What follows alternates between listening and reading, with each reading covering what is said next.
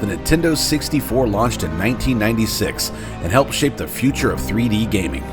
With nearly 33 million consoles sold and over 224 million games shipped worldwide, it delivered some of the most influential titles of its generation. From groundbreaking adventures to technical showcases that pushed the hardware in unexpected ways, the N64 built a legacy that still resonates with players today. In this video, we're looking at the highest rated games on the system based on their original N64 Metacritic scores. These aren't just fan favorites, they're the games that earned widespread critical acclaim and helped define what made the N64 era so memorable. Whether you're reliving childhood memories or curious about what made this console special, you'll find plenty to appreciate in this countdown. So sit back and relax, because today on Mike's Retro Gaming, we're exploring the highest rated Nintendo 64 games ever made.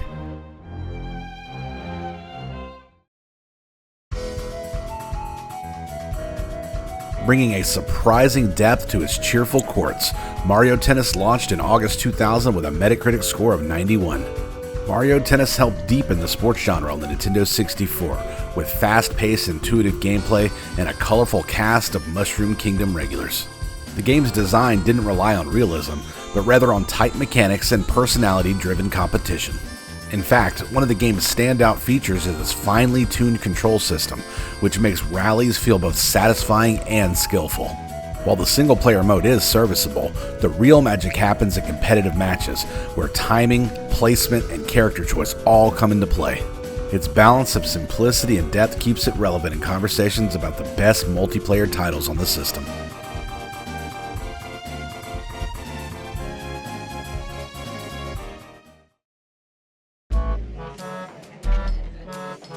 What begins as a cartoonish platformer quickly veers into darker, raunchier territory. Released in March 2001 with a Metacritic score of 92, Conker's Bad Fur Day turned heads for its mature humor and unexpected tone, especially from a studio known for family-friendly hits. Rare crafted a technically impressive title, pushing the Nintendo 64's audio and visual capabilities in its final years. Fully voiced characters and cinematic sequences give the game a theatrical quality, blending sharp timing with off-the-wall parody to create something strangely cohesive. It doesn't always hit the mark, especially when control precision is key, but the sheer ambition is hard to ignore. Conker's Bad Fur Day remains an outlier, unfiltered, bizarre, and unlike anything else on the system.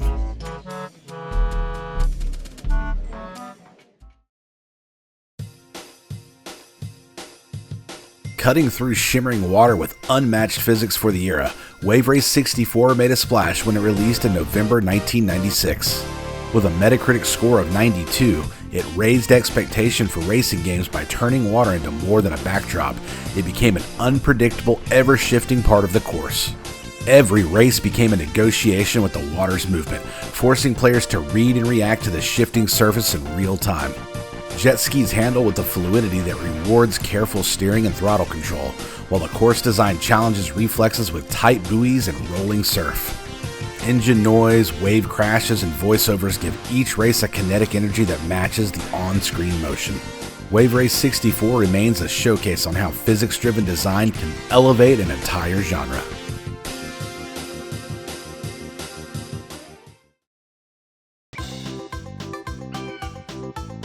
Rather than reinvent the platformer, Banjo-Kazooie refined it with confidence and charm. Released in June 1998 and earning a Metacritic score of 92, Rare's follow-up to Donkey Kong Country built a richly connected world that invited exploration without overwhelming the player.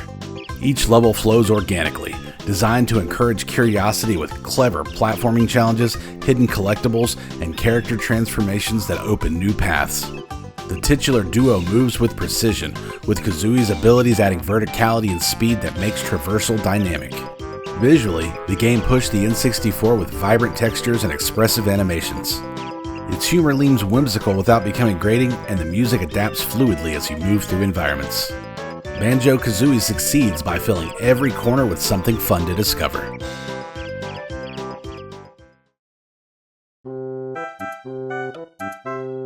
What looked like a lightweight RPG quickly proved itself to be one of the most inventive games on the Nintendo 64. Released in February 2001 with a Metacritic score of 93, Paper Mario built on the foundation of Super Mario RPG while crafting a tone and structure that felt entirely new. The narrative keeps things breezy, but each chapter brings in fresh characters, playful twists, and a distinctive setting that keeps the journey engaging.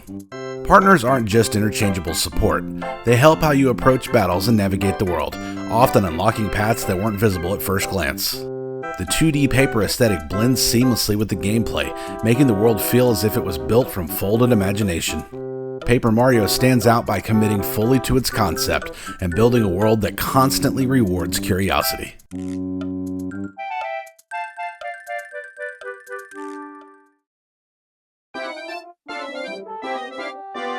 Few games have redefined a genre as confidently as Super Mario 64. Released in September 1996 with a Metacritic score of 94, it marked Nintendo's leap into 3D with a game that still feels remarkably responsive. The analog stick becomes an extension of Mario himself, giving players smooth control as he navigates complex environments with precision and momentum. Mario's wide range of movement opens up creative ways to tackle challenges, encouraging players to engage with each objective on their own terms. It's a world that invites curiosity at every turn, filled with moments that feel carefully designed but never rigid. Super Mario 64 set a template that developers would study for decades, and it still holds up as a masterclass in spatial design and control.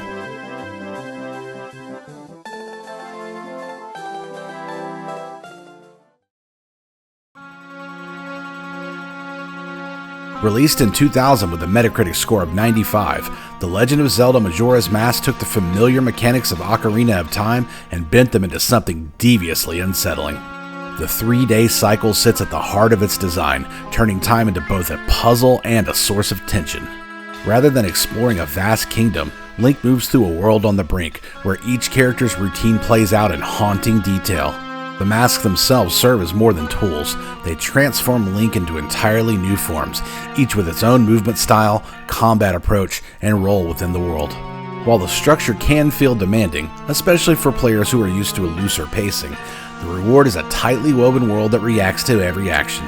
Majora's Mask remains as one of the boldest departures in the Zelda series, strange in tone and unlike anything else in the franchise. Here's a few games that nearly managed to break into the top 10.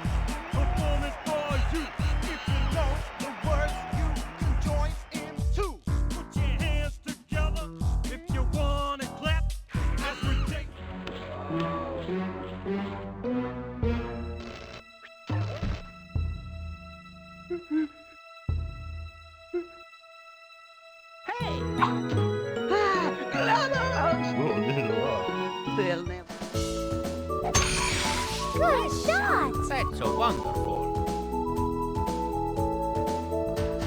Nice shot!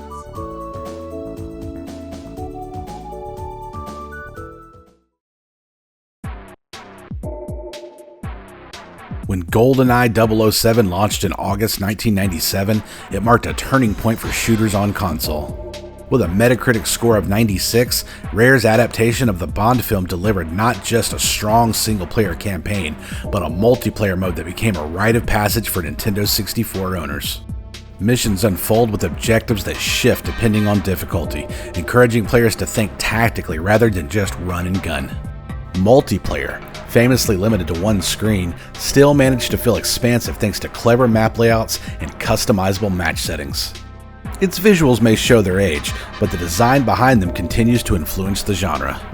GoldenEye 007 laid the groundwork for a generation of console shooters and remains a landmark in game design.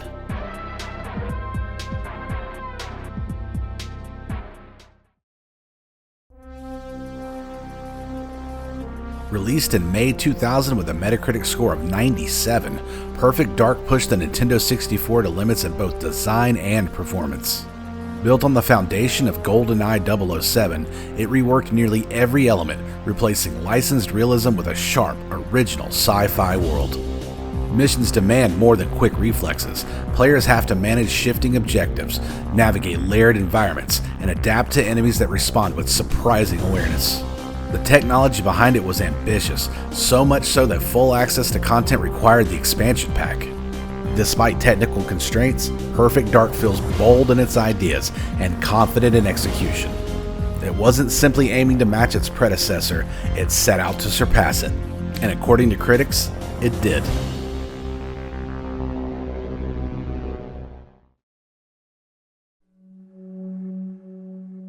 Released in November 1998 with a Metacritic score of 99, The Legend of Zelda: Ocarina of Time reimagined the series with a sense of scale and atmosphere that destroyed expectations for action-adventure games.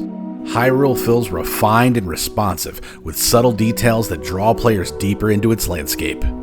Shifting between child and adult Link changes how you experience the world, allowing emotional themes to emerge through environment and tone rather than through exposition. Dungeons unfold with purpose, each one introducing mechanics that carry forward rather than disappear after a single use. The soundtrack does more than set the mood, it helps define the identity of each space you pass through. Ocarina of Time continues to hold its place not through nostalgia alone, but through how vividly its world remains in our memory.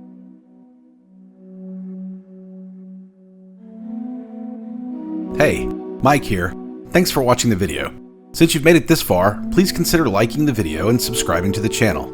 New videos are always getting released. If you're ready for more, check out the 2 links to sate your appetite. Until next time.